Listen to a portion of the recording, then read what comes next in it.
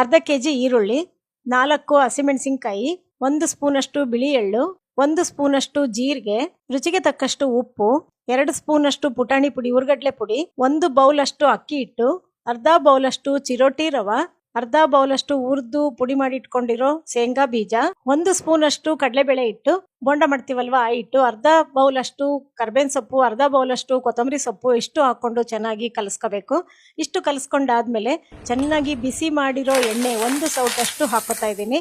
1 ಸ್ಪೂನಿನ ಸಹಾಯದಿಂದ ಮತ್ತೊಮ್ಮೆ 2 ನಿಮಿಷ ಕಲಸ್ಕೋಬೇಕು. ಈ ತರ ಕಲಸ್ಕೊಂಡಾದ್ಮೇಲೆ ಒಂದು ಸಣ್ಣ ಲೋಟದಲ್ಲಿ 1 ಲೋಟದಷ್ಟು ನೀರು ಹಾಕಿ ಗಟ್ಟಿಯಾಗಿ ಕಲಸ್ಕೊಳ್ಳಿ. ಈಗ ನೋಡಿ 5 ನಿಮಿಷ ಕಲಸ್ಕೋಬೇಕು. ಕಲಸೋದೇ ತುಂಬಾ ಇಂಪಾರ್ಟೆಂಟು. ಈರುಳ್ಳಿದು ರಸ ಬಿಡ್ತಾ ಬರುತ್ತೆ, ಈ ಕನ್ಸಿಸ್ಟೆನ್ಸಿ ಬರಬೇಕು, ಉಂಡೆ ಕನ್ಸಿಸ್ಟೆನ್ಸಿ ಬರಬೇಕು. ಈಗ ನಾನು ಇಷ್ಟಿಷ್ಟು ಸೈಜಿಂದು ಉಂಡೆ ಕಟ್ಕೊತಾ ಇದ್ದೀನಿ.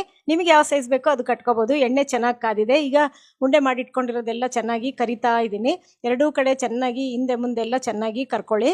ದುಂಡುಗೆ ಎಲ್ಲ ಚೆನ್ನಾಗಿ ಎಷ್ಟು ಚೆನ್ನಾಗಿ ಬಂದಿದೆ ನೋಡಿ, ಒಳ್ಳೆ ಕಲರ್ ಬಂದಿದೆ. ಕ್ರಿಸ್ಪಿ ಆಗಿರುತ್ತೆ, ಒಳಗೆ ಸ್ಮೂತ್ ಇರುತ್ತೆ, ಮೇಲೆಲ್ಲ ಕ್ರಿಸ್ಪಿ ಆಗಿರುತ್ತೆ.